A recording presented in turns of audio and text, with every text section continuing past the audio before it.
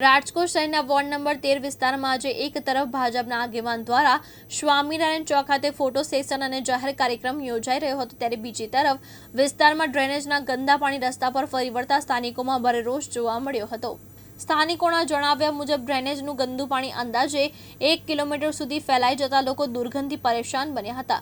પરિસ્થિતિ એવી સર્જાઈ હતી કે લોકોને મોઢા પર રૂમાલ રાખીને પસાર થવું પડતું હતું। આ દરમિયાન કેટલાક આગેવાન દ્વારા ગંદા પાણી વચ્ચે સાયકલ ચલાવી પ્રતિકાત્મક કાર્યક્રમ કરાયો હોવાનું પણ સામે આવ્યું છે, જેને લઈને સ્થાનિકોએ આક્ષેપ કર્યો છે કે મૂળ સમસ્યાના ઉકેલ કરતા માત્ર દેખાવ અને ફોટો સેશન પર વધારે ભાર મુકાયો હતો।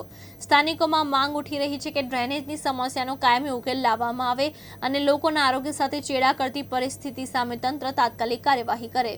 વોર્ડ નંબર 13 પૂર્વ કોર્પોરેટર જાગૃતિબેન ડાંગર આજરોજ જ્યારે પહેલું જનરલ રાજકોટ મહાનગરપાલિકાનું પહેલું જનરલ મળવાનું હોય ત્યારે તમામ જે કોર્પોરેટરો છે ત્યારે આજે પદ ગ્રહણ કરવાના હોય ત્યારે જે એક પ્રશ્ન મારા વોર્ડનો છે, વોર્ડ નંબર 13નો, આજે વોર્ડ નંબરના સ્વામિનારાયણ ચોકની અંદર કે જે ગટર ઉભરાઈને પાણી ઠેઠ રોડ સુધી પહોંચી ગયું છે અને આજે નરી આંખે દેખાય છે કોર્પોરેટરોને। કોર્પોરેટરો જ્યારે આજે સાયકલ લઈ અને ત્યાં ફોટો સેશન કરાવી અને દેખાડો કરે છે, તો આવો દેખાડો જે સમસ્યા નજર આંખની સામે છે એ લોકોને દેખાતી નથી અને આજે પ્રદર્શન કરવા જાય છે છતાંય એને એ સમસ્યા ન દેખાણી અને ફોટો સેશન કરીને દેખાડો કરે છે, તો હવે એ શું વોર્ડનો સમસ્યાનો ઉકેલ લાવશે? એ શું કરશે? 5 વર્ષ સુધી એ શું આ સાયકલ લઈને જશે?